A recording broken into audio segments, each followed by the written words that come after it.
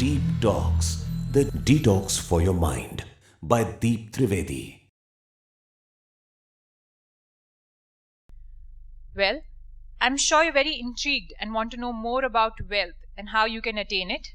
So, not delaying any further, can we once again invite on stage, can we please put our hands together for our speaker, Mr. Deep Trivedi.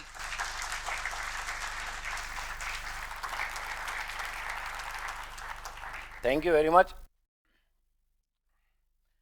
and welcome back.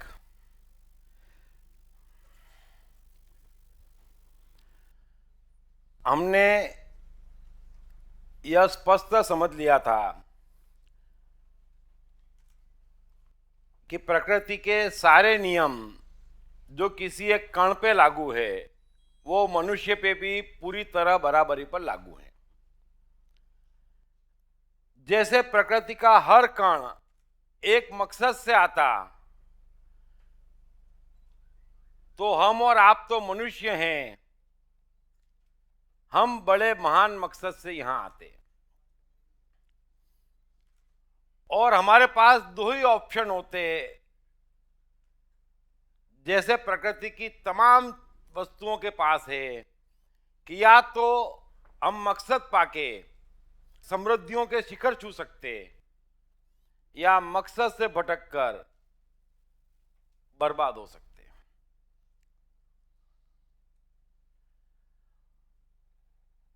और मनुष्य मकसद तक कैसे पहुंचे और उसको कौन पहुंचाता, तो मनुष्य को मकसद तक उसकी प्रतिभा पहुंचाती।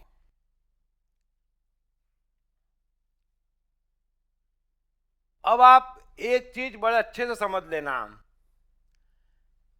कि मकसद भी अदृश्य में है और प्रतिभा भी अदृश्य में है। कोई ये नहीं कह सकता निकाल के कि ये रहा मेरा एडमिनिस्ट्रेशन पावर, तोल लो, नहीं हो सकता। यह आपकी प्रतिभा है लेकिन अदृश्य में है। और दुनिया की तमाम सत्ता मिलकर भी, दुनिया का तमाम ज्ञान आप एकत्रित कर लीजिए तो भी, और इतिहास में, मनुष्य जाति के इतिहास में अब तक हुए जितने ज्ञानी हैं सबको एक साथ मिला लीजिए तो भी वो लोग किसी मनुष्य में प्रतिभा पैदा नहीं कर सकते। प्रतिभा मनुष्य में जो छिपी रहती वो अपने ही गणितों से छिपी रहती और उस पर कुदरत का एकाधिकार है। ये चीज आप अच्छे से समझ लेना कि दुनिया का कोई भी ज्ञान, कोई भी शिक्षा, कोई भी व्यक्ति या कोई भी सत्ता मनुष्य को प्रतिभा बेसिक दे नहीं सकता। कोई यह नहीं कह सकता कि आओ मैं तुम्हें कवि बना दूंगा या मैं तुम्हें उद्योगपति बना दूंगा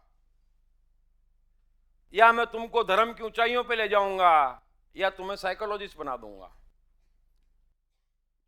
लेकिन उसके बावजूद 24 घंटे ये दावे करने वाले हमें अट्रैक्ट करते कि आओ मैं तुम्हें वैज्ञानिक बना दूंगा। कैसे संभव है? आप एक चीज अच्छे से समझ लें कि गुलाब के बीज में गुलाब बनने की प्रतिभा छिपी होती है। दुनिया का कोई भी माली कितना ही श्रेष्ठ क्यों न हो, वो गुलाब को गुलाब बनने की प्रतिभा नहीं देता है, वो उसके गुलाब बनने की प्रतिभा को निखारता है, उसको योग्य खाद पानी देता, उसकी रखवाली करता और उसको गुलाब का पेड़ बना देता। ये माली की गरिमा है। सो प्रतिभा हमारी अपनी होती, सिर्फ निखारने के लिए दूसरों की सहायता ली जाती, दूसरों की सहायता उपयोगी होती, लेकिन कोई आपको प्रतिभा बेसिक दे नहीं सकता। सो बड़ा साफ है, हमारे जीवन का रास्ता दो भागों में डिवाइडेड है। एक मकसद पहचानना यानी हमारी प्रतिभा पहचानना, और दूसरा मकसद पाना, यानी प्रतिभा को निखारना। और बड़े सरल शब्दों में कहूं तो जो मनुष्य अपने आने का मकसद जानने में लग जाता और जान लेता वो धार्मिक, और जो भी शिक्षा या मनुष्य उसको अपना मकसद निखारने हेतु सहायता करती वो धर्म।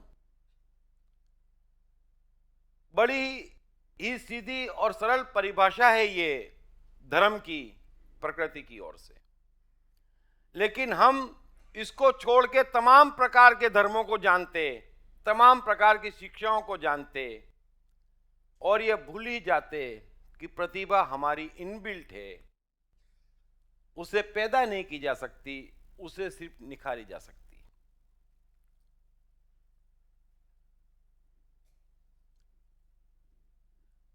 अब सवाल उठता है कि प्रतिभा पहचाने कैसे। हर मनुष्य में और खास करके बच्चों में आप देखना कि कई कई तरह की, कई कई क्षेत्रों की उनमें प्रतिभाएं झलकती है। पुराने से पुरानी साइकोलॉजी है कि बच्चे के सामने 20-30 वस्तुएं रख दीजिए, जो उठा ले वो उसका मकसद। ज्योतिष से भी पूछ लेते,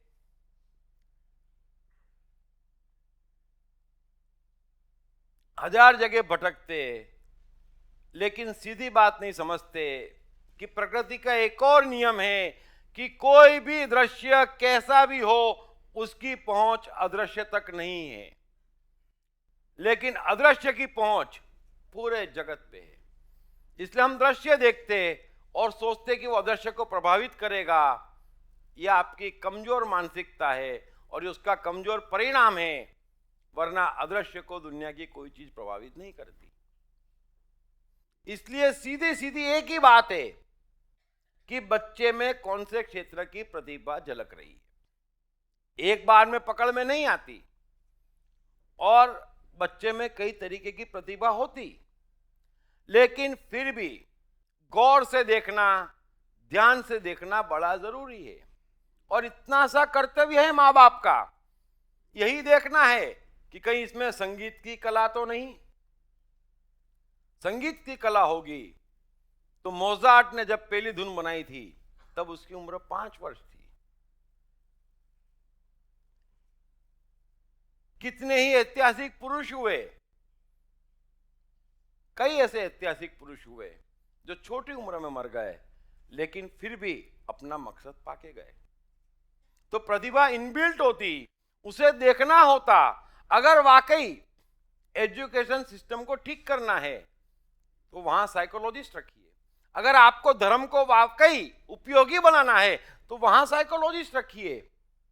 और पुराने से पुराने धर्मों की जड़ तो साइकोलॉजी पे टिकी है, वो तो आज गायब कर दिए गए दुकान चलाने के लिए।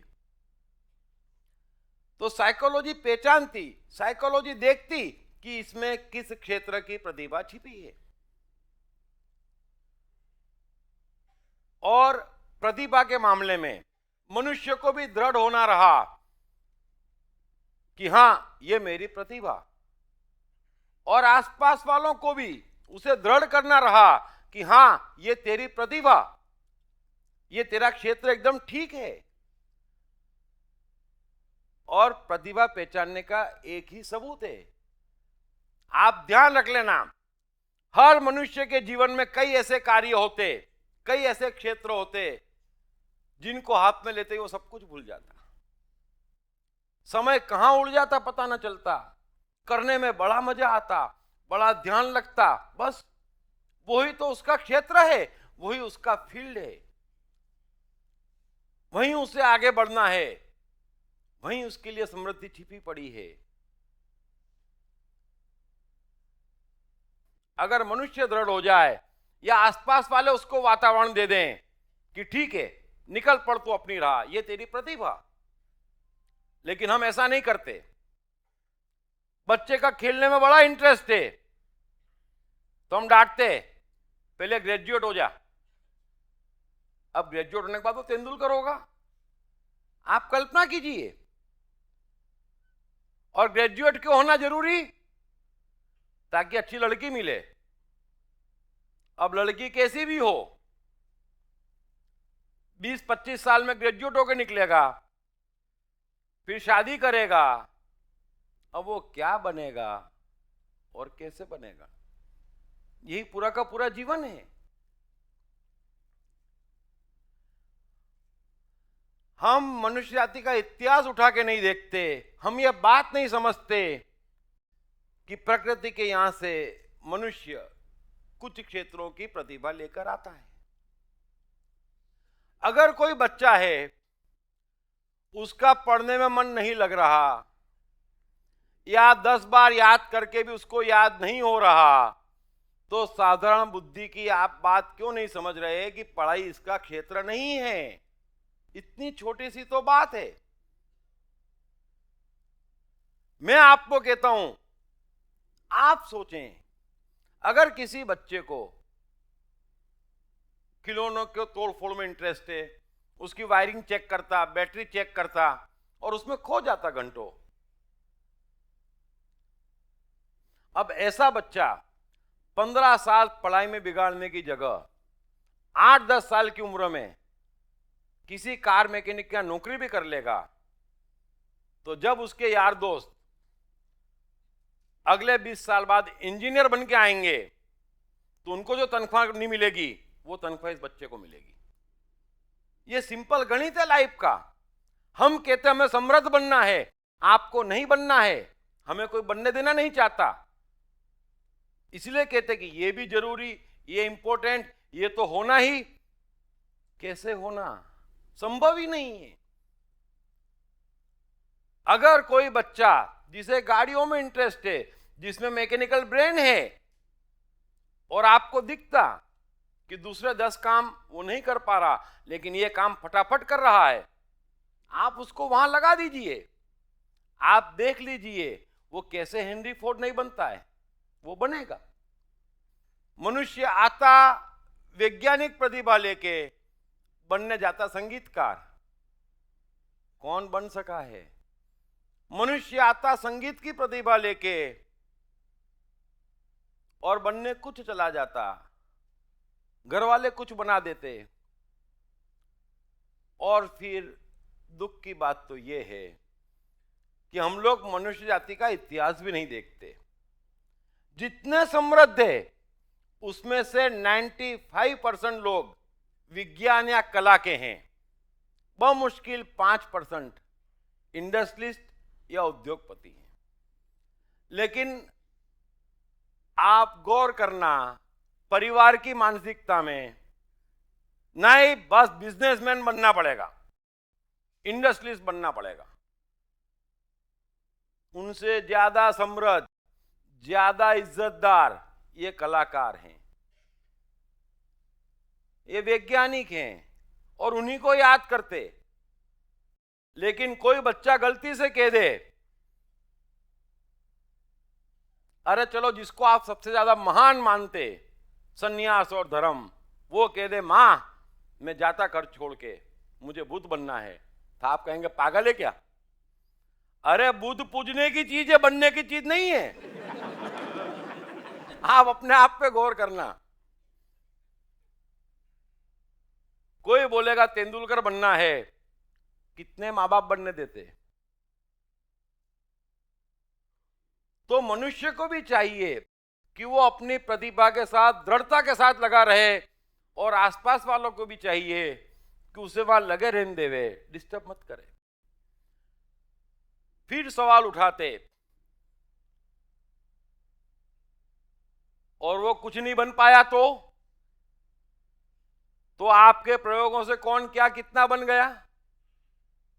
कैसी बात करते हैं? मैं आपको वादा करता हूं, और मैं दावा भी करता हूं, और आप भी जानते हैं, हम वैज्ञानिक युग में जी रहे हैं, कि बच्चे को बचपन से प्रतिभा के क्षेत्र में लगा दो, वो क्या क्या क्या बन जाएगा। अब संगीतकार को ग्रेजुएशन की जरूरत क्या? वो ग्रेजुएट करेगा तो जो थोड़ा बहुत संगीत भीतर से आ रहा था उसको निखारने की जगह उसका मटिया मेल हो जाएगा, नष्ट कर देगा अपना संगीत। फिर कहते जीवन में समृद्धि नहीं आती। आप मनुष्यों की बायोग्राफी पढ़ें। एडिसन, मैं आपको उदाहरण देता हूं, दूसरी फेल है, मां ने दूसरी क्लास में स्कूल से उठवा लिया कि टीचर कहते मेरा बच्चा डल। एडिसन की मां मानने को तैयार नहीं, क्योंकि वो देखती बच्चे को सही दृष्टि से कि अरे तो बड़ा इंटेलिजेंट है, ये बड़ा शार्प है। और ये सबूत है, टीचर को जो बच्चा डल नजर आए समझ जाना आइंस्टाइन के सारे गुण इसमें हैं।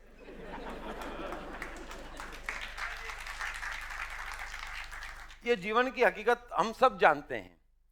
जिस बच्चे से टीचर खुश, उसकी मैक्सिमम लिमिट क्लर्क हो जाती,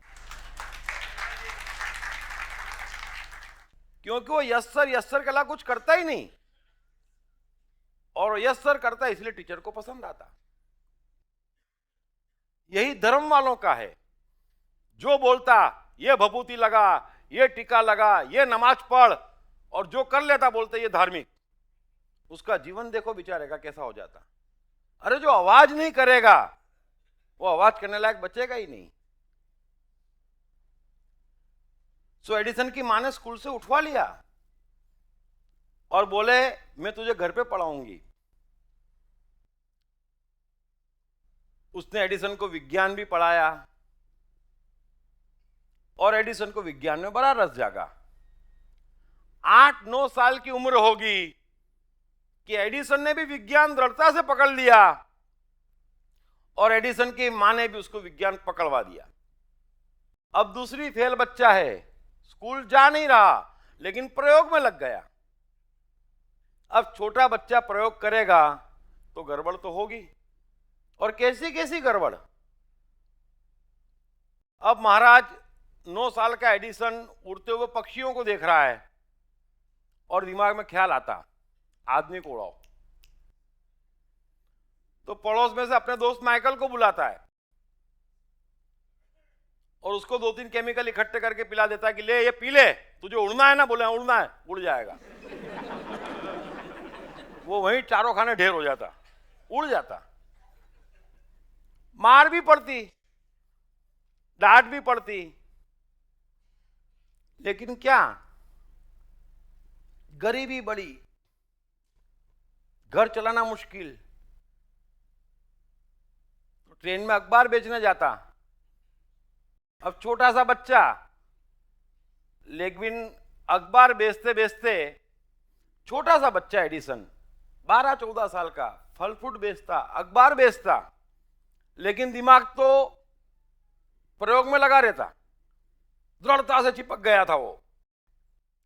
तो साथ में जने कौन कौन से केमिकल ले जाता और फुर्सत में प्रयोग करता। एक दिन ट्रेन में ही आग लग गई, लेबोरेटरी भी गई और लेबोरेटरी के साथ एडिसन को भी फेंक दिया नदी में। तो ये होता रहता है, लेकिन दृढ़ता से चिपक गया।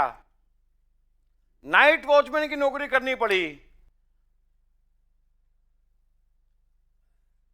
तो फैक्ट्री में वॉचमैनगिरी करते करते भी प्रयोग चालू। अब ये आदमी सफल नहीं होगा तो कौन होगा?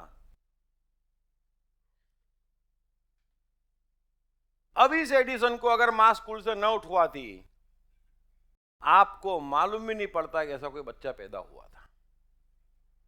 मैं आपसे ये कह रहा हूं, प्रतिभा इनबिल्ट है, आपका जन्मसिद्ध अधिकार है। समृद्धि मनुष्य का भाग्य है, वो दरिद्र हो कैसे जाता, यह आश्चर्य की बात है। वॉल्ट डिज्नी, अब कैसे कैसे परिवारों में ये बच्चे पैदा हुए हैं, आप कल्पना नहीं कर सकते। बचपन में स्कूल से उठवा लेना पड़ा और घर चलाने के लिए उसको अंडे बेचने जाना पड़ता, अखबार बेचने जाना पड़ता, लेकिन पेंटिंग में बड़ा इंटरेस्ट। तो बस जैसे ही फुर्सत मिलती पेंटिंग करने बैठ जाता और बाकी दिन भर मेहनत मजदूरी। फिर कभी मौका मिलता एक दो साल स्कूल में चला जाता, फिर वापस पेंटिंग, बस पेंटिंग न छोड़े, दृढ़ता से पकड़ ली और ऐसी पकड़ ली, कितना मार खाया। व्यवसाय करे तो पेंटिंग का ढूंढे, लेकिन चले ना, सर पे कर्जा, छोटी सी उम्र, कितनी बार जीवन में भागा दौड़ी आई, रेड क्रॉस में भी नौकरी करने जाना पड़ा, लेकिन पेंटिंग तो पकड़ ली तो पकड़ ली। और जो इतनी दृढ़ता से पकड़ लेता, जो कोई इतनी दृढ़ता से अपनी प्रतिभा को पकड़ लेता, उसे वॉल्ट डिज्नी बनने से कौन रोक सकता है? आप इस छोटी सी बात को समझिए कि हमारी प्रतिभा हमें वहां पहुंचा देती जहां के हम उत्तराधिकारी हैं।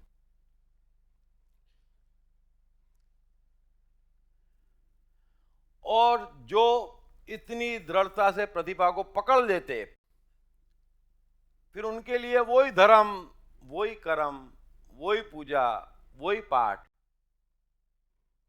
वही संसार, वही पत्नी, वही माँ बाप, बाकी तीसरी किसी चीज को ये लोग पहचानते नहीं है। ये भी समझ लेना कि प्रतिभा को पकड़ना और इतनी दृढ़ता पूर्वक पकड़ना कि जीवन को एक इंद्रिय बना देता, जीवन को एक इंद्रिय बना लेना।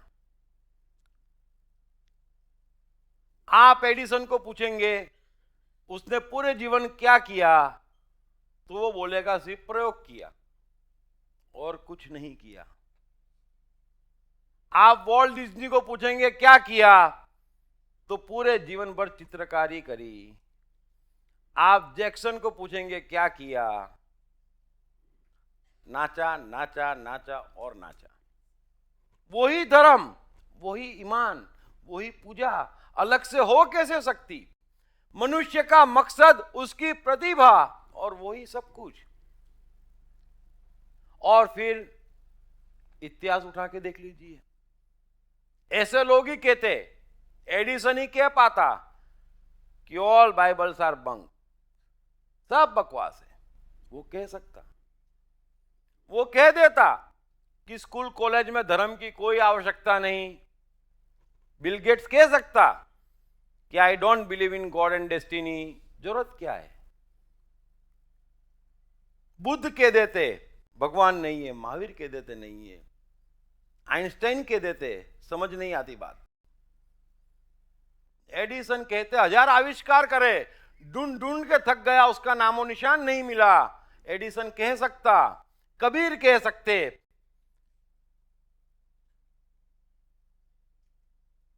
कि मैं जहां जहां चलूं पीछे पीछे घूमे हरि, कहत कबीर कबीर। मुझे क्या पड़ी, वो पीछे पीछे घूमता, कबीर जी कबीर जी, अरे मुझे क्या लेना देना। ये कबीर कह सकते, क्योंकि आप समझना कि जीवन एक इंद्रिय हो गया, अब वो ही जीवन और कुछ है ही नहीं। अपनी प्रतिभा को, अपनी प्रतिभा के बल पर यह लोग, यह ऐतिहासिक पुरुष इतना निखार लेते कि फिर खुदा पीछे पीछे घूमता कि और क्या करना और कितना करना। तो कबीर कहते क्या बात करते महाराज, प्रभु जी अभी तो 1000 दोहे कहे, 20,000 और कहना है। पीछे पीछे घूमते प्रभु। एडिसन से पूछते महाराज कितने प्रयोग करना, अरे बोले अभी तो 400 आविष्कार किए, 600 और करना। करो, कौन रोकता है। तो अपनी प्रतिभा को जो इतनी दृढ़ता से पकड़ ले, वो धार्मिक। और फिर उसके अलावा जीवन में कुछ बचता ही नहीं है। जरूरत क्या है जीवन में और किसी चीज की। लेकिन ये एक और रहस्य समझ लेना कि जो भी ऐसे एकेंद्रीय पुरुष हैं, वे भी 24 घंटे एक का एक काम नहीं करते हैं। एडिसन कोई 24 घंटे प्रयोग नहीं करता है। जैक्सन 24 घंटे नहीं नाचता है। बिल गेट्स 24 घंटे अपने ऑफिस में नहीं बैठे रहते। लेकिन ध्यान एकेंद्रीय होता तो जब भी थकते, जब भी रेस्ट की जरूरत पड़ती, तब वे भी स्विट्जरलैंड घूमने जाते, वे भी आराम करते, वे भी शौक और मौज पालते। लेकिन क्यों? ध्यान एकेंद्रीय, कि वापस शक्ति कलेक्ट करूं और नए प्रयोग में डूबूं।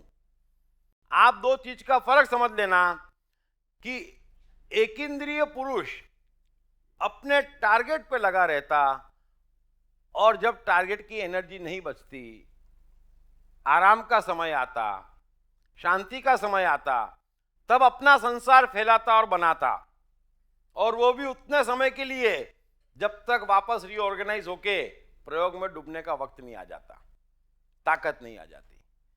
ये संसार बनाने का सही तरीका है संसार में, लेकिन सब जने उल्टा संसार बनाते। टारगेट तो मालूम नहीं, जने कहां युद्ध लड़ रहे हैं, और संसार बनाते चले जाते, बनाते चले जाते, बनाते चले जाते। ये संसार बनाने का तरीका नहीं है। संसार प्रमुख नहीं है, प्रमुख आपकी प्रतिभा है। जिसके लिए आपका आगमन हुआ है वो प्रमुख है। उसके आसपास सब कुछ विस्तार होना चाहिए, उसी के लिए विस्तार होना चाहिए। अगर कृष्ण 56 भोग भी खा रहे हैं तो सर्व के लिए, नृत्य भी कर रहे हैं तो सर्व के लिए, बुद्ध आराम भी कर रहे हैं तो सिर्फ इसलिए कि नई ऊर्जा से भर जाऊं और बोल सकूं। शौक मौज जितने चाहे उतने करिए, लेकिन कब? प्रतिभा से थक के, प्रतिभा में लग के, जब ऐसा लगे कि अब नहीं होता, बस फिर एक दुनिया बना ली, और जैसे ही प्रतिभा ने पुकारा फिर अपनी दुनिया में चले आए। ये तरीका है एक इंद्रिय जीने का। और जो ऐसा एक इंद्रिय है, आप कल्पना करते कि उसके जीवन में कभी असफलता आ सकती, दुख आ सकते? प्रश्न ही नहीं है। एडिसन अगर बल्ब खोजने गया तो 27 दिन तक लेबोरेटरी में पड़ा रहा, तो 27 दिन उसको बल्ब के अलावा कुछ सूझ नहीं रहा था। अगर एडिसन सोचे कि 5 बार की नमाज तो पढ़नी ही पड़ेगी, पूरा दिन टाइम देखने में निकल जाए, कब? प्रश्न ही नहीं उठता। वो बल्ब खोजना ही धर्म, बल्ब का फिलामेंट ही ईश्वर, वो कार्य ही पूजा, वही परिवार। ऐसा नहीं कि पूछे शाम को पत्नी कैसी है, बच्चे कैसे हैं, अरे जैसे होंगे वैसे होने दो। एडिसन को चिंता नहीं है। ये नहीं कि न्यूज़पेपर तो पढ़ना ही पड़ेगा, अपडेट तो रहना ही पड़ेगा, हैं? आजकल के बच्चे तो बड़ा अपडेट रहते। शाहरुख खान ने क्या खाया है मालूम, पिताजी ने क्या खाया नहीं मालूम। कमाल है। एक इंद्रिय, अलग से कोई चीज की उसको आवश्यकता ही नहीं है। पूरा का पूरा संसार अपने साथ लेके चल रहा है, जहां डूबा है। बाहर कुछ भी हो जाए उसको कोई फर्क नहीं पड़ रहा है, समय फ्लाई हो रहा है। और ऐसा एडिसन, ये बल्ब बनाते वक्त का ही किस्सा है कि एक बार ऐसा हुआ कि प्रयोग करते करते 4-5 बज गई, एडिसन खाना ही भूल गया। तो उनके सेक्रेटरी वगैरह ने सोचा कि इनको महाराज को खाना भिजवा दिया जाए, सामने रख दिया जाए पूरा थाल। तो जब वहां से ध्यान हटे तो मालूम पड़े कि पेट नाम की भी कोई चीज होती, खा लो, खाना देख के तो याद आएगा। इधर वो तो थाल रख के चला भी गया, और थोड़ी देर बाद एक साथी वैज्ञानिक आया एडिसन का, तो उसने देखा कि एडिसन तो फिलामेंट को ऊपर नीचे कर रहा है, तल्लीनता में डूबा हुआ है, और खाने की थाली भरी हुई सामने पड़ी है। उसको भी भूख लगी थी, भोजन भी अट्रैक्टिव था, वो खा गया। इधर आधे घंटे बाद एडिसन महाराज शांत हुए। शांत हुए तो देखा मित्र बैठा हुआ है। बोले कहो मित्र क्या हालचाल, और इतने में थाली देखी, ये देखा ये बल्ब नहीं बनने के टेंशन में दिन में 3-3 बार खा रहा हूं बोले। तो उपवास भी घटते हैं ऐसे लोगों के जीवन में, जो करते हैं वे तो महान है। सो ये जो एकेंद्रीय जीवन है वो आपका अंतिम मकसद है, और एक बार एक चीज में डूब गए तो वही आपका संसार, वही आपका जीवन है। फिर आप जो भी करते वो उसके लिए करते, उसके अलावा किसी को कुछ नहीं सूझता। हाँ, अब मनुष्य है, शरीर है, क्रिएटिविटी है, कुदरत भेजेगी तब आएगी, जितनी आएगी। तो आराम का समय आता तब पूरा आराम करते, लेकिन आराम के समय भी ध्यान एक ही जगह पर है कि जल्दी से अपने को रीऑर्गेनाइज करूं और फिर डूब जाऊं, जल्दी से रीऑर्गेनाइज करूं और फिर डूब जाऊं। कितने साल बुद्ध घूमे, कितने साल कृष्ण घूमे, कितनों को मारा, लेकिन थकान का प्रश्न नहीं, क्योंकि टारगेट एक इंद्रिय ज्ञान, बाकी सब दिखता कृष्ण का संसार कुछ नहीं है। ध्यान एक ही जगह पर, ये सब टाइम पास। बाकी फंस जाए तो कृष्ण को दोष नहीं दे सकते कि ब्रज में अकेली राधे कोई कोई फिरे, कृष्ण की कोई गलती नहीं, कृष्ण अपने टारगेट पे लगते। ये पूरा जीवन का खेल समझ लेना। फिर बुद्ध की पत्नी नहीं कह सकती कि महाराज छोड़ के चले गए। जीवन में प्रतिभा जब दस्तक देती और प्रतिभा के पीछे भगता मनुष्य, तो उसका जीवन एकेंद्रीय हो जाता, वो मनुष्य ऐतिहासिक हो जाता।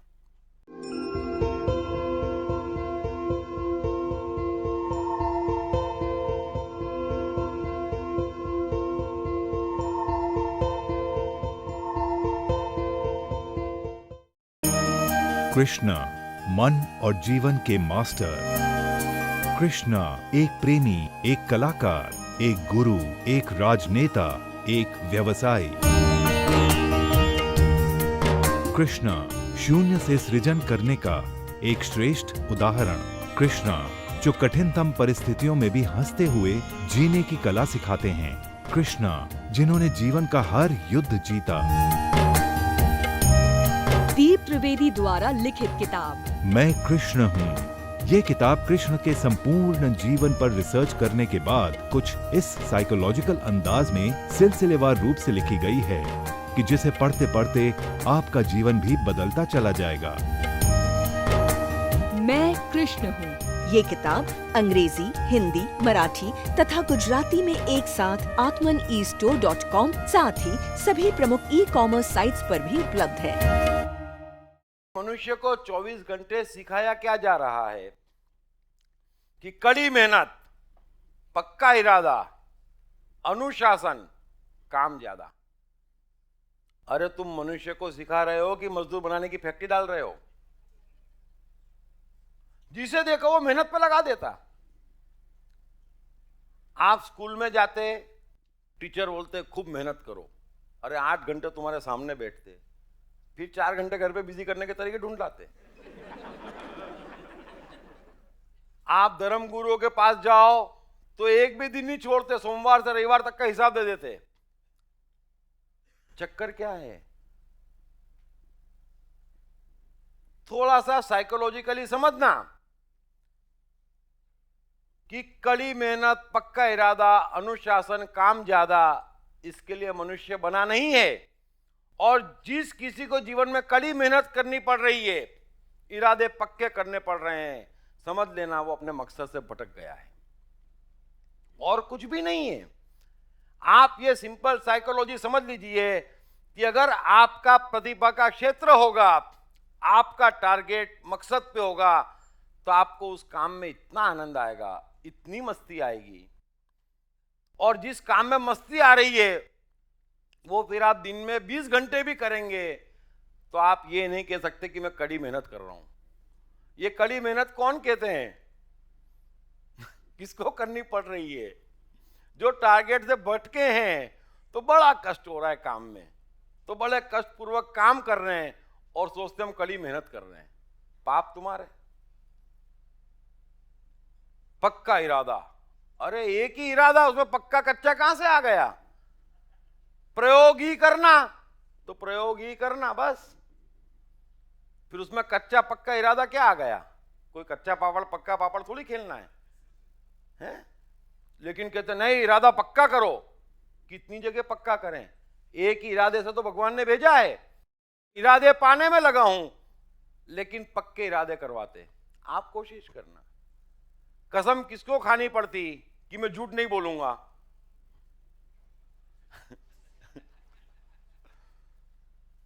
किसको खानी पड़ती?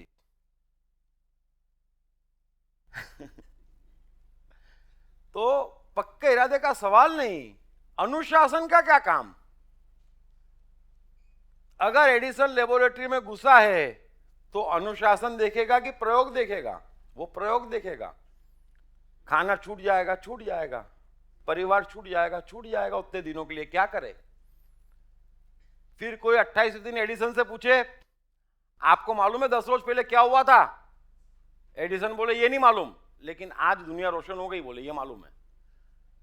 क्या मालूम है देश दुनिया में क्या चल रहा है?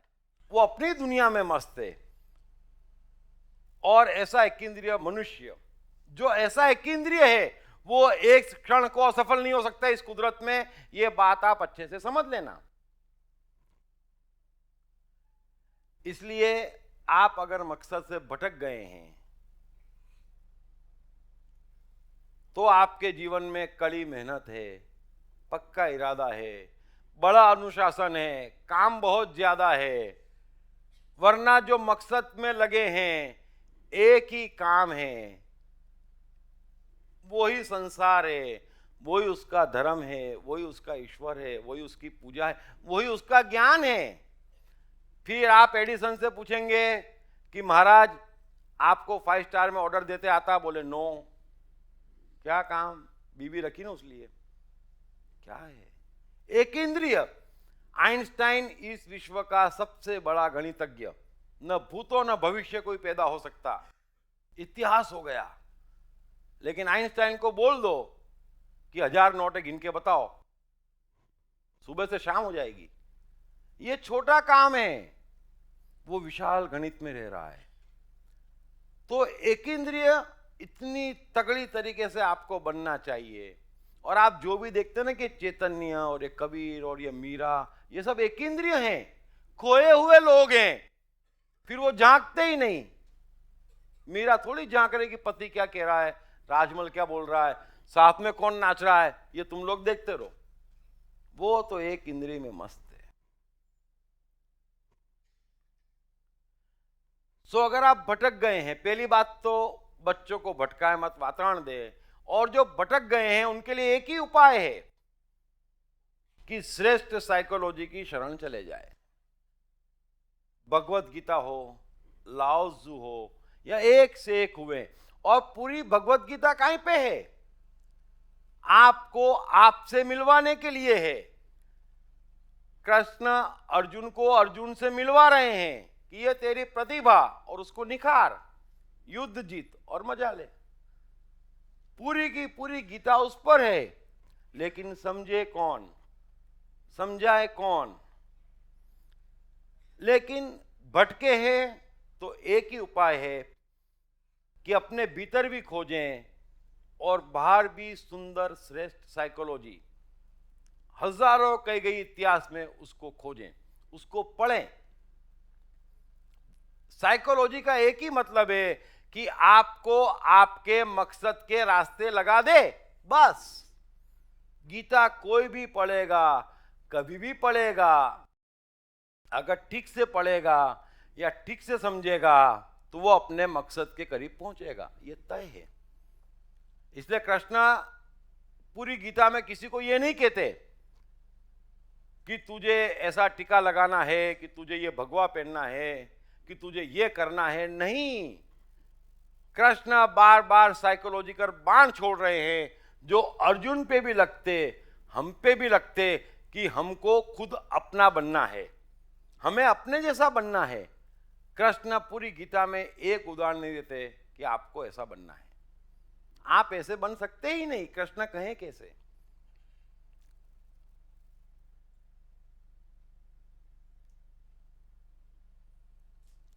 पूरी साइकोलॉजी आपको आपसे मिलवाती, आपकी भटकन हटाती। जीवन में जो इतनी भागा दौड़ी है, इतनी मारकाट है, इतनी परेशानी है, इतने टेंशन्स हैं, इतनी कड़ी मेहनत है, इतना पक्का इरादा है, इतना अनुशासन है, मतलब आप मकसद से भटक रहे हैं। वरना जो बनने आए वो तो ऐसे बनता आदमी। जो एक इंद्रिय हैं वो 100 साल का जीवन ऐसा जीते जैसे एक पल की बात है, और जो मकसद से भटक जाता वो एक एक पल 100 साल जैसा बिताता। और इसी से उसको लगता कि बड़ी मेहनत है जीवन में। रत्ती भर मेहनत नहीं है, सब रेडीमेड है। कंसंट्रेशन लेके आए थे, उत्साह लेके आए थे, दृढ़ता लेके आए थे, आनंद लेके आए थे, मस्ती लेके आए थे, मकसद लेके आए थे, प्रतिभा लेके आए थे। कहां झंझट है। अगर ये भटकते ना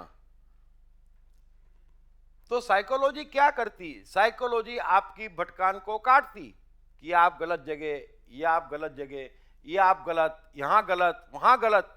बस राह थोड़ी बताती साइकोलॉजी कि आप वहां जाए। वो तो आप जानते, आपके भीतर आपको पहुंचना, आप पहुंचेंगे।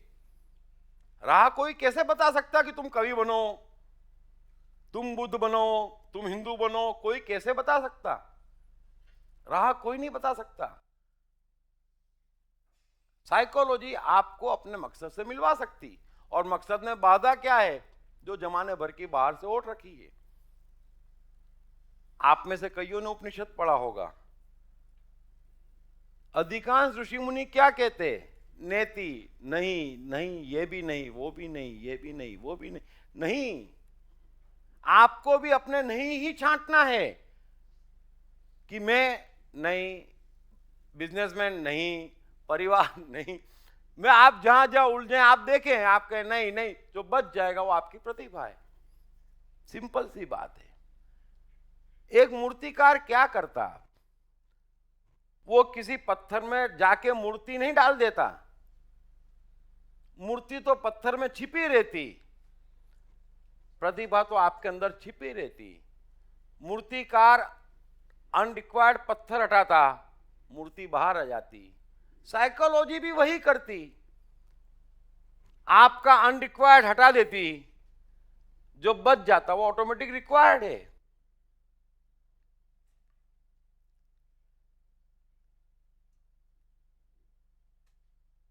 मनुष्य तो आगे बढ़ चुका, और दिक्कत क्या है?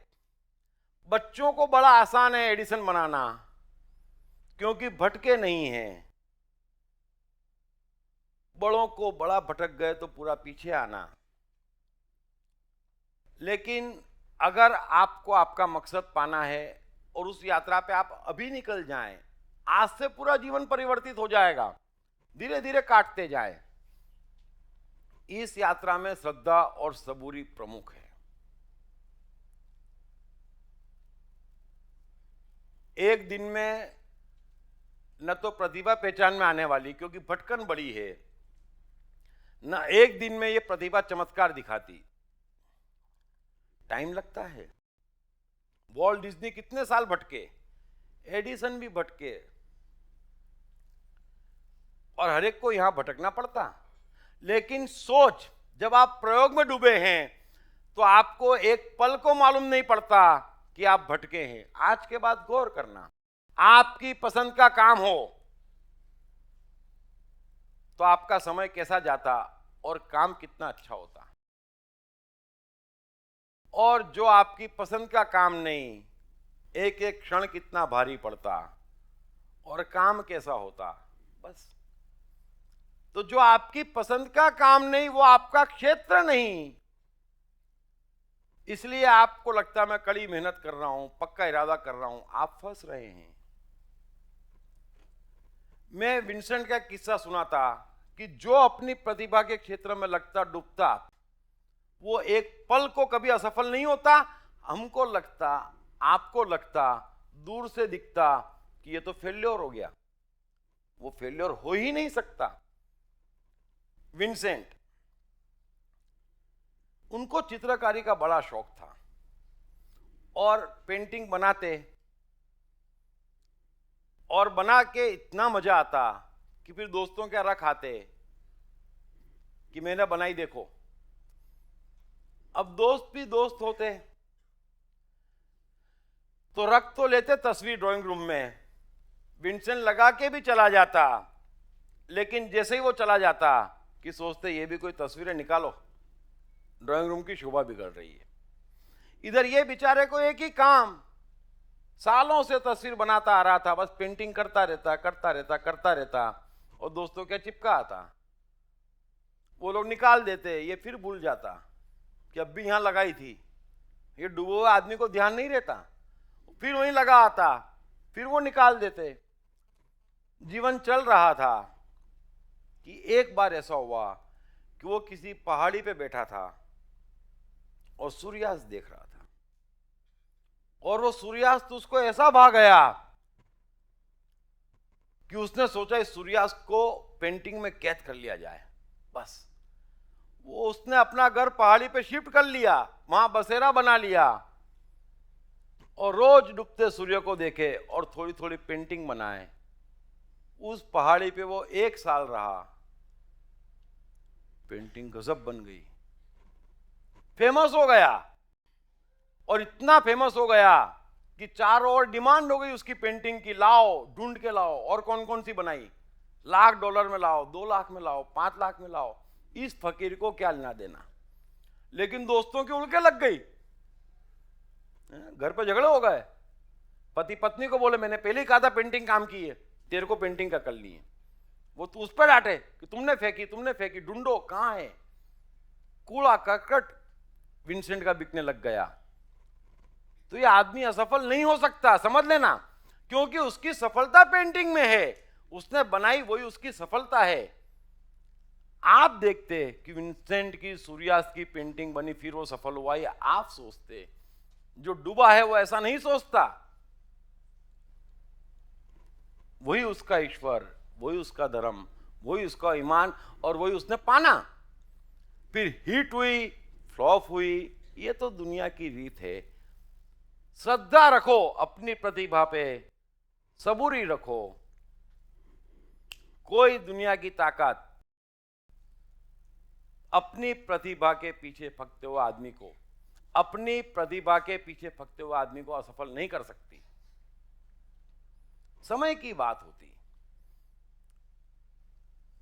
ऐसे कई कई उदाहरणों से इतिहास भरा पड़ा है।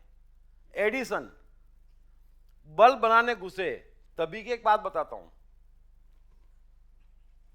करीबन 15-18 रोज हो गए, 3,500-4 हजार फिलामेंट यूज कर लिए एडिसन ने। कितने वैज्ञानिकों को लेके गए थे लेबोरेटरी में, तो आखिर एक दिन 18वें-20वें रोज 2-3 वैज्ञानिक आ गए और बोले महाराज एडिसन भूल जाओ, लगता नहीं है कि बल्ब बनेगा। इतने दिन बीत गए, 4,000 फिलामेंट यूज कर लिए, भूल जाओ। अरे एडिसन बोले पागल हो क्या, कितना मजा आ रहा है। और फिर सोचते क्यों नहीं, समझते क्यों नहीं कि सफलता हमारे निकट है। हमने 4,000 फिलामेंट खोज लिए जिनसे बल्ब नहीं जला, अब बचे कितने, 3,000 और हैं, और आखिरी में 6500 के करीब फिलामेंट खोज के बल्ब जल उठा। अब आप ये समझिए कि एक एक फिलामेंट यूज करते वक्त और वो फिलामेंट फ्लॉप होते वक्त भी एडिसन फ्लॉप नहीं हुआ है। तो जो अपने काम में डूबा है वो तो उसी क्षण मस्त है। बाहर के सर्टिफिकेट आप उन महान लोगों पे लगा के उनके जीवन की सफलता असफलता मत खोजें। मीरा अपने नृत्य में मस्त है, कृष्ण मिलता नहीं मिला ये आप सोचे। राणा को दिक्कत आती तो राणा सोचे, उसका पति, ससुर को दिक्कत आती ससुर सोचे। मीरा अपनी मस्ती में मस्त है, और वो मस्ती इतनी शुद्ध है कि उससे ऊपर इस संसार में कुछ है ही नहीं। तो श्रद्धा और सबूरी की है, और आपको अगर वाकई अपने मकसद के निकट जाना है, भटक चुके हैं उससे बचना है, तो एक जादू है इसका। मैं आपके हाथ में एक जादू की छड़ी देता हूं,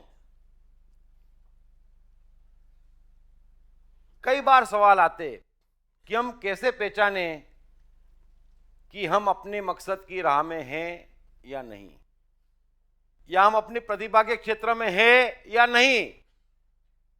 अरे बड़ा सिंपल सवाल है, इसका जवाब आपके हाथ में है। समृद्धि शब्द का अर्थ क्या है? समवृद्धि। समवृद्धि अर्थात भीतर आनंद और बाहर कार्य। टाइम में भी बढ़ना, स्पेस में भी बढ़ना। तो भीतर आनंद और बाहर कार्य, अगर ये आपके जीवन की राह है तो आप जहां हैं वहां बिल्कुल ठीक है। लेकिन अगर भीतर आनंद नहीं है तो आप ये भूल जाना कि आप बाहर कार्य कर रहे हैं, आप सिर्फ निपटा रहे हैं, है ना। कोई मंदिर जाके 1000-2000 दे आता है, कोई आज तक जाके ईर्ष्या दे के आया? रखो, टाइम पास चल रहा है। तो भीतर आनंद है और बाहर कार्य है, तो आप समझ लेना कि आप जीवन की सही राह पर हैं, और तो ही कार्य होता।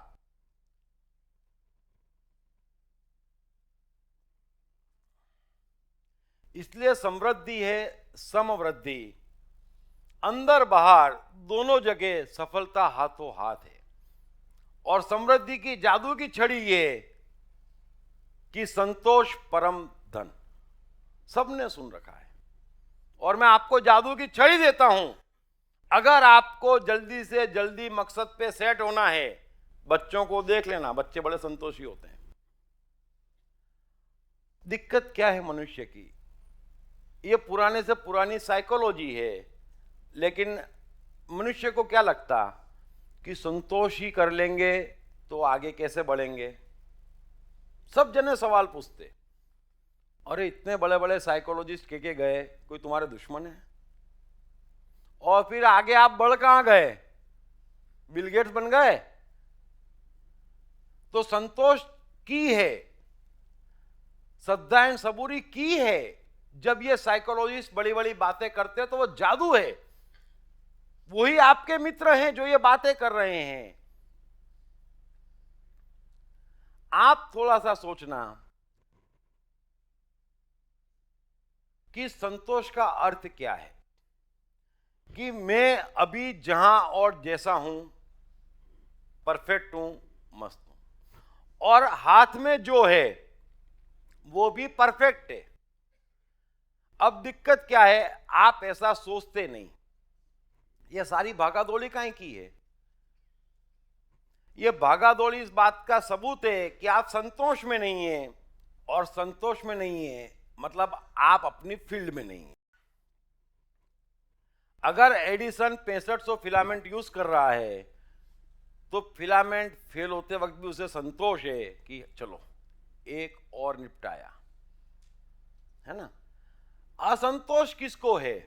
जरा गौर करना। असंतोष इस बात का सबूत है कि आप गलत डायरेक्शन में गलत जगह एफर्ट लगा रहे हैं। असंतोष इस बात का सबूत है कि अमेरिका पाकिस्तान के झगड़े में आप दोनों सेनाओं की तरफ से लड़ रहे हैं, वरना असंतोष आ ही नहीं सकता जीवन में। तो संतोष परम धन है, तो हमें लगता संतोष पीछे ले जाता। अरे संतोष का अर्थ ही भीतर आनंद बाहर कार्य, भीतर आनंद बाहर वस्तु, और संतोष अपने आप में एक समृद्धि है। कृष्ण गीता में कहते कि अर्जुन मनुष्यों में राजा मुझे जान। तो राजा कौन है? कौन है राजा? राजा वो है जो इतना समृद्ध हो गया कि उसे अब कुछ नहीं चाहिए। तो मनुष्यों में राजा मुझे जान, राजा मतलब संतोष। कृष्ण गीता में यह भी कहते कि खजाना हो तो कुबेर का कभी खत्म नहीं होता, है ना। ये कुबेर का खजाना क्या है? आपकी प्रतिभा। यही एकमात्र ऐसा कुबेर का खजाना है कि मनुष्य 500 धुन बनाता तो 5000 धुन भी बना सकता उस खजाने के सहारे। अगर मनुष्य 100 प्रयोग करता तो 1000 प्रयोग भी कर सकता, वो खजाना कभी खत्म नहीं होता। और ये भी तय है कि हर नए प्रयोग सफल होने के साथ वो एक नई ऊंचाई छूता। सीधी सी बात है। तो कुबेर का खजाना, तो ये आप कौन कर सकता जो संतोष में है, जो आज समृद्ध नहीं है, जिसमें आज कमी है, जो आज भटका है वो कल भी भटका रहेगा, उसका दूसरा कोई उपाय नहीं है। ये बड़ी श्रेष्ठ साइकोलॉजिकल ट्रीटमेंट है। जब मनुष्य को कहा जाता भय छोड़ो, ईर्ष्या छोड़ो, चिंता छोड़ो, तो सोचता कि ये सब क्या करें, ऑटोमेटिक इतना संसार ये वो लफड़ा दफड़ा, कुछ भी नहीं है। आप कोशिश करना, पुराने से पुरानी साइकोलॉजी कहती कि शांत रहो, सुकून में रहो, संतोष में रहो, मस्त रहो। तो ये पूरा साइकोलॉजिकल ट्रीटमेंट है। आप जिस रोज आनंद में होंगे डिसीजन सही होंगे, गौर कर लेना। जब भी टेंशन में होंगे आपके डिसीजन गलत हो जाएंगे, आप ही का नुकसान है। जीवन की राह नक्की होती अगर आप संतोष में हैं तो उसी पल आनंद में है, मस्ती में है, और आनंद और मस्ती में है दूरदृष्टि है, विजन है, एवरीथिंग।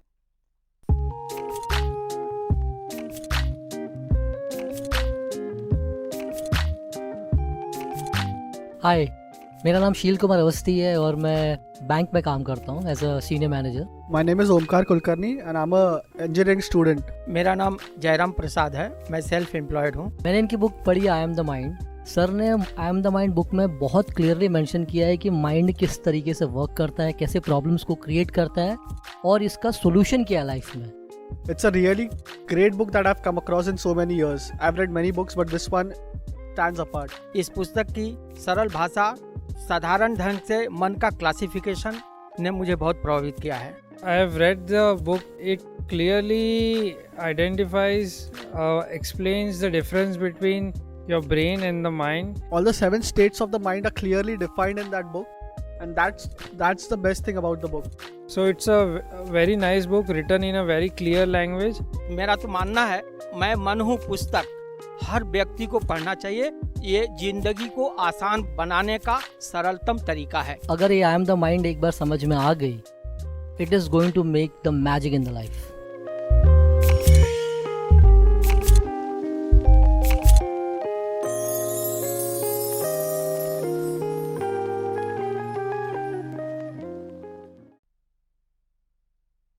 एक और बात अंतिम में कह के क्वेश्चन आंसर्स लूंगा अगर टाइम बचेगा तो, क्योंकि टॉपिक मैं शॉर्ट में कवर कर रहा हूं, लेकिन जिस रोज डेस्टिनी और समय कवर करूंगा पूरा का पूरा एक एक सांस का विज्ञान दे दूंगा। बड़ा सिंपल और आसान है, पहुंचना हमारा जन्मसिद्ध अधिकार है।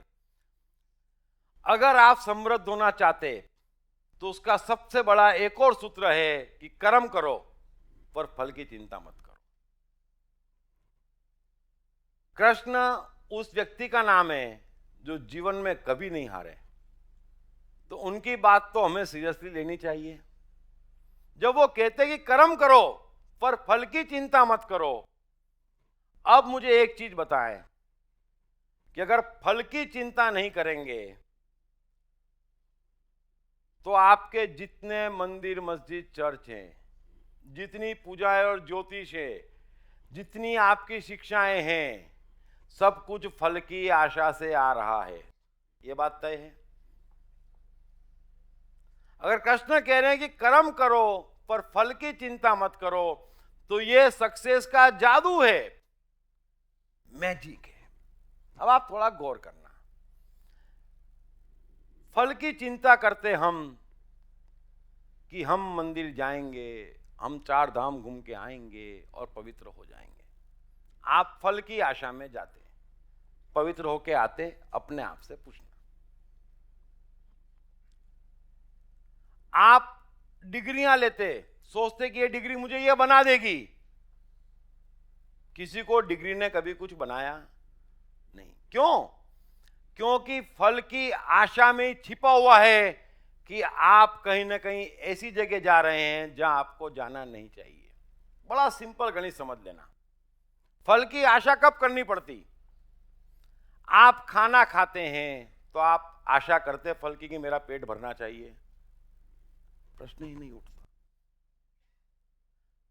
तो जहां पर जीवन में आप स्वाभाविक हैं, अगर आप अपनी प्रतिभा के क्षेत्र में हैं तो आपको फल की कामना नहीं करनी पड़ती, क्योंकि कर्म ही आपका सब कुछ है।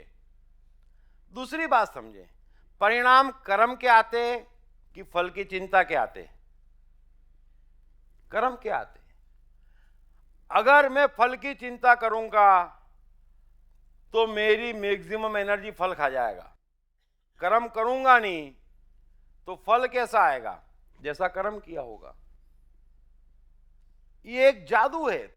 कर्म करो और फल की चिंता होती, मतलब आपका ध्यान 100% कर्म पे नहीं है। दूसरा, ये हो ही नहीं सकता कि आप कर्म करो और फल ना आए। होता है कभी? आप किसी को चांटा मारो, उसको दर्द न होए, होने वाला है? नहीं।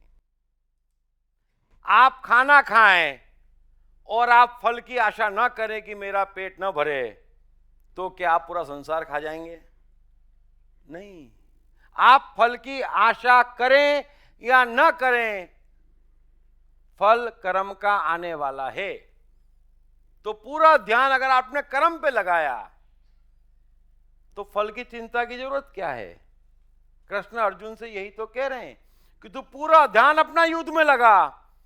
तू ये पूछे ही मत कि वो जीतेंगे कि मैं जीतूंगा, ये पूछने में तेरी हार आ जाएगी।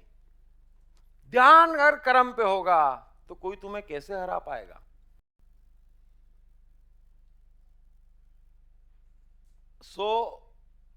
एक श्रद्धा और सबूरी, मैंने आपको छोटे छोटे संक्षिप्त में किमिया बताए कि अगर हम भटक गए हैं तो इलाज क्या? तो श्रद्धा और सबूरी। लेकिन आप यहां पर आनंद लेने आए हैं, कुछ सिद्ध करने आए हैं, हमेशा के लिए अमर होने आए हैं, सिर्फ भटक गए हैं। और भटकना भी पाप नहीं है, क्योंकि भटक के भी भुगत तो हम ही रहे हैं। इसलिए आप पाप पुण्य अच्छे बुरे के चक्कर से निकले। अगर हम भटके हैं तो भुगत हम रहे हैं। वो भटकाव काटना है, इससे ऊपर कुछ भी करना नहीं है। और कम से कम जो भगवान स्वरूप बच्चे हैं वे न भटके, उनकी प्रतिभा में सपोर्ट करें। एक अच्छा काम कर दीजिए, सारा काम हो जाएगा। तो श्रद्धा एंड सबूरी, संतोष और कर्म करो, पर फल की चिंता मत करो। अगर ये तीन थोड़ा थोड़ा भी समझ में आ गया और ये संसार बनाने का नियम समझ में आ गया तो जीवन में दुख का सवाल नहीं है। कृष्ण का कितना ही बड़ा संसार हो, वो दुख नहीं देगा, क्योंकि संसार बसाने का तरीका मैंने आपको बड़ा अच्छे से बताया कि आपका काम ही आपका धर्म, वही ईमान, आपकी प्रतिभा, आपका सब कुछ। लेकिन दुखद परिस्थिति है, महिलाओं को तो कोई देखता ही नहीं कि प्रतिभावान हो सकती। सबसे बड़ी 50% जनरेशन गायब। जहां देखो वहां अरे महिलाएं ज्यादा प्रतिभावान है। मुसलमानों के यहां तो रेशो बिल्कुल खराब है। थोड़ा थोड़ा भी यहां सुधरना शुरू हुआ, लेकिन महिला की कोई ड्यूटी है, कोई फैक्ट्री है बच्चे पैदा करने की या पालने की या कुछ नहीं करने का, घर संभालने का? अरे वो भी महान मकसद से आई है। लेकिन परिस्थिति वाकई मनुष्य की नासमझी के कारण, अपनी बेवकूफियों के कारण, अपनी बदमाशियों के कारण, अपने अज्ञानता के कारण बड़ी खराब हो गई है। और कंडीशनिंग कर दी जाती कि बस बेटी तेरा जन्म इसीलिए हुआ है, मैंने भी ये करा था, मेरी माँ ने भी ये करा था। क्या फायदा? मैंने 3 किमिया बताए। हम अमूल्य हैं, हमारा मकसद निश्चित है, उसको चुनने का हमें अधिकार नहीं है।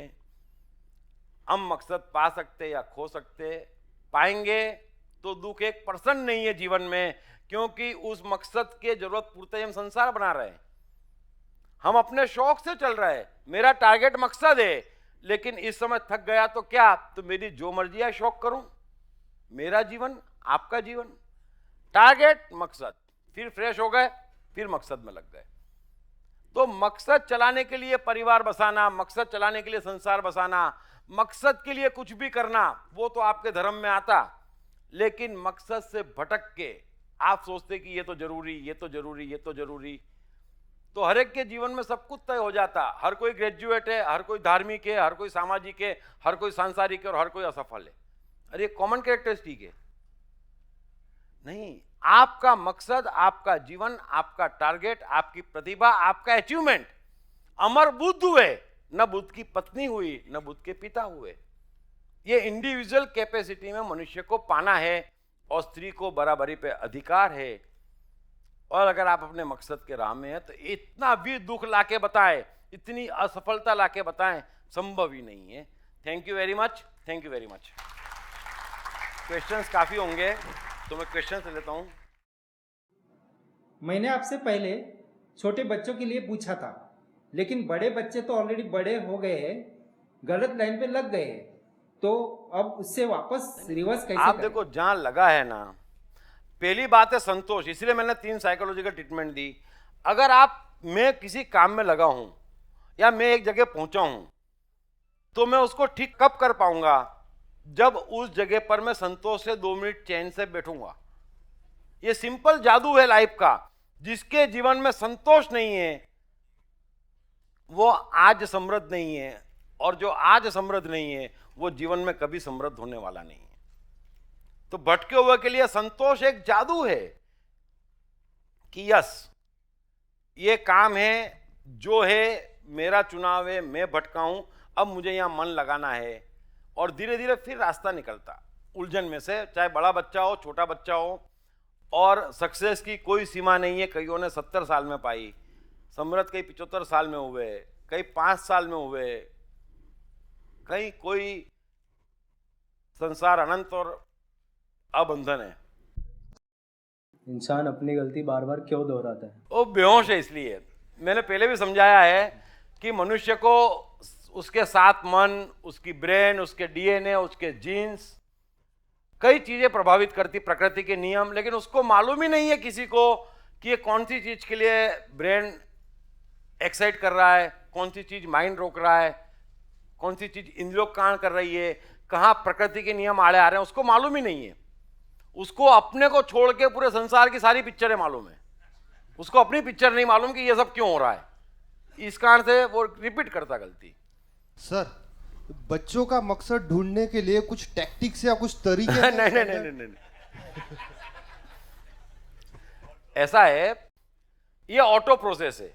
अगर किसी बच्चे को, जैसे एडिसन की माँ ने छोड़ दिया, वॉल्ट डिज्नी पढ़ा रहा, तो बच्चा भी तो बनना चाहता ना। आप ये सोचते हैं कि मैं बच्चे को बनाऊंगा, वहीं से दिक्कत शुरू हो रही है। वरना वो भी बनना चाहता, कुदरत बनने भेजती। तो उसको आवश्यकता कितनी है? हल्के से गाइडेंस की।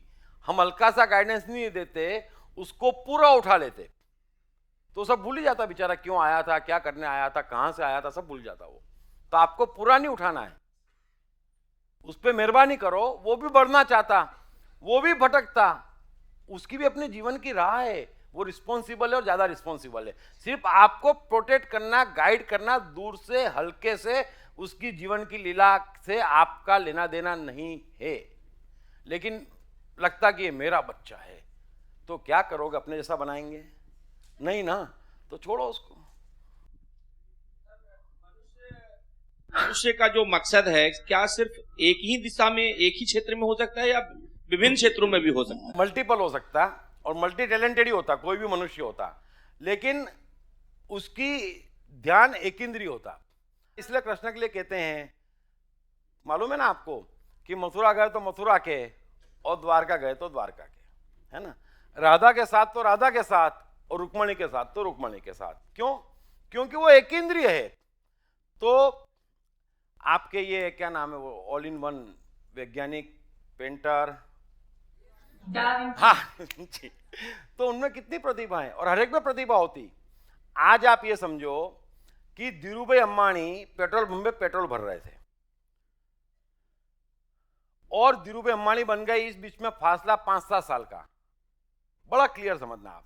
तो धीरूभाई अंबानी को किसी ने इतनी बड़ी फैक्ट्री का एडमिनिस्ट्रेशन सिखाया, इतने बड़े स्टाफ को कंट्रोल कैसे करना सिखाया। एडिसन आज कितनी विशाल उसकी प्रगति करी उसने। दूसरी फेलियर वॉचमैन है, और वॉचमैन और एडिसन के बनने के बीच में फासला 7-8 साल है। कहीं पढ़ने नहीं गया वो कि वैज्ञानिकों को कैसे हायर करना या बिजनेस कैसे करना या पेटेंट कैसे रजिस्टर्ड करवाना। आप सोचते हैं दूसरी फेल बच्चा लेटर लिख लेगा, लेकिन इनबिल्ट होती और अनेक प्रतिभाएं उसमें छिपी होती।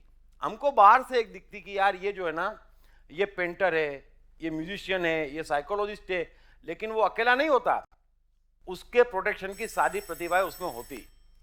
I hope you understand. तो वो इनबिल्ट होती, कहीं सीखने नहीं जाता। हमारी दिक्कत क्या है, हम सीखने जाते। सीख के कितने धीरू भाई हो गए? धीरू भाई एडमिशन से सीखने गए नहीं, उनके बच्चे सीखने जाते।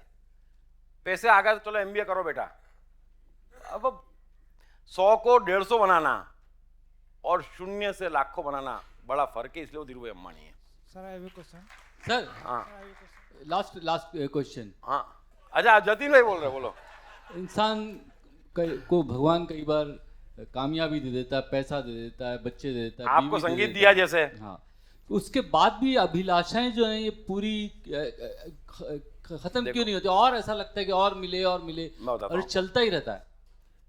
क्वेश्चन जतिन की ओर से है। Is a famous music director, सब जने जानते हैं, दिल वाले दुल्हनिया से लेकर जने क्या क्या है ना।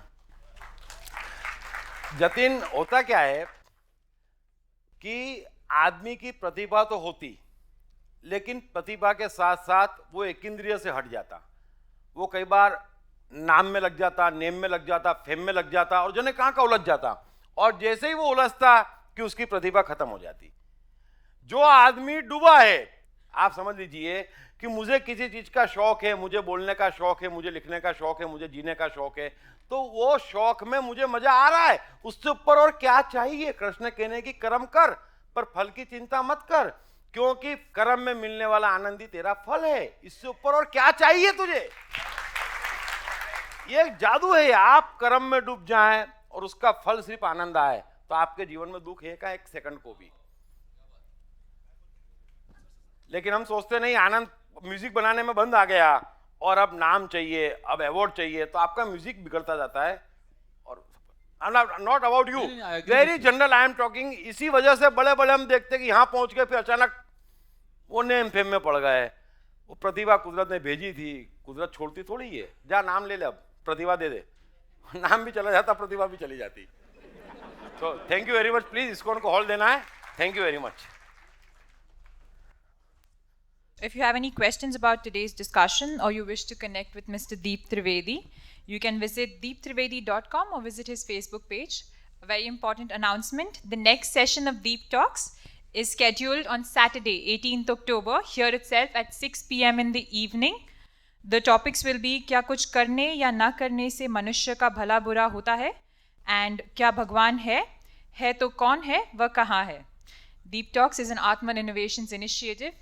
Hope to see you again, and thank you for being a very wonderful audience. Thank you.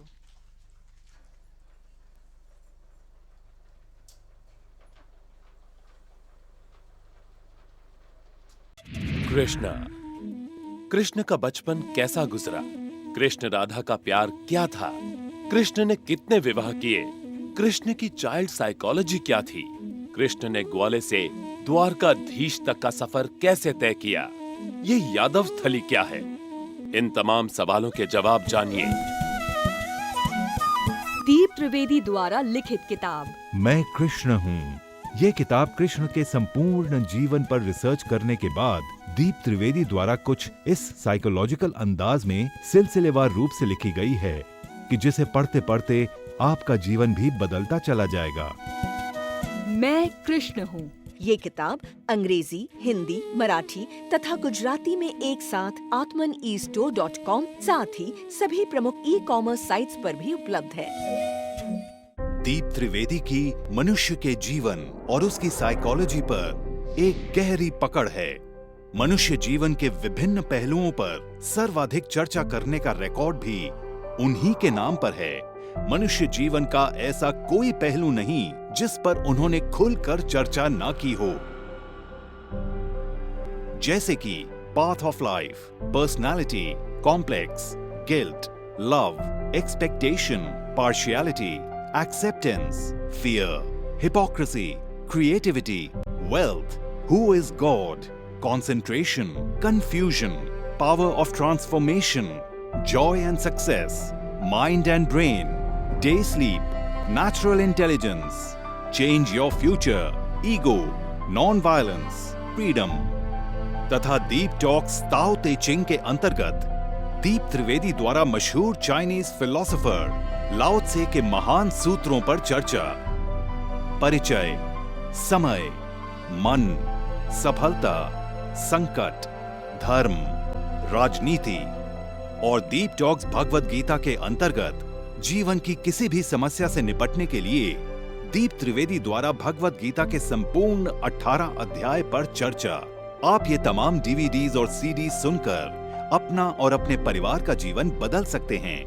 ये तमाम डीवीडीज और सीडीज आत्मन ई स्टोर तथा अन्य सभी ई कॉमर्स साइट्स पर उपलब्ध हैं। जब भी कोई बच्चा पैदा होता, माता पिता बड़ी उम्मीद लगाते। ये जरूर एडिसन बनेगा, ये जरूर स्टीव जॉब्स बनेगा, ये जरूर सफल होगा। परंतु होता ऐसा कुछ नहीं। अधिकांश जीवन की चक्की में पिसकर रह जाते हैं। क्यों? सिर्फ गलत शिक्षा तथा गलत परवरिश के कारण, साइकोलॉजिकल अज्ञान के कारण। अतः बच्चों की साइकोलॉजी समझने हेतु एवं उनकी क्षमता निखारने हेतु आज ही खरीदें श्री दीप त्रिवेदी द्वारा लिखित किताब मैं मन हूँ। ये किताब atmanestore.com पर उपलब्ध है। सुनिए श्रीमद् भगवद गीता, कृष्ण और अर्जुन का अद्भुत संवाद, संपूर्ण 18 अध्याय। हरीश भिमानी, कृष्ण भूटानी, विष्णु शर्मा और अरविंद मेहरा की मधुर आवाजों में श्रीमद् भगवद गीता, विश्व का सबसे उच्चतम ज्ञान, हर समस्या का बस एक समाधान। 4 CD set now available at 20% discount only on Atman eStore and all other leading e-commerce sites. हर बच्चे में सफल और महान बनने की संभावना छिपी होती है। सवाल बच्चे द्वारा अपनी प्रतिभा को निखारने का तथा सही परवरिश पाने का ही होता है। दीप त्रिवेदी द्वारा लिखित रोचक ग्राफिक बुक्स पढ़िए। The story of Thomas Edison, अनपढ़ एडिसन के महान वैज्ञानिक बनने की दास्तान। नॉटिनस टू ग्रेटनेस, स्टीव से स्टीव जॉब्स बनने की कहानी। हॉटी टू डॉन्टी, चाइल्ड साइकोलॉजी समझने हेतु शेर के बच्चे की कहानी। ना सिर्फ बच्चों बल्कि हर माता पिता व टीचर के लिए भी आवश्यक ग्राफिक बुक्स हिंदी तथा अंग्रेजी में आत्मन ई स्टोर तथा अन्य सभी ई कॉमर्स साइट्स पर उपलब्ध।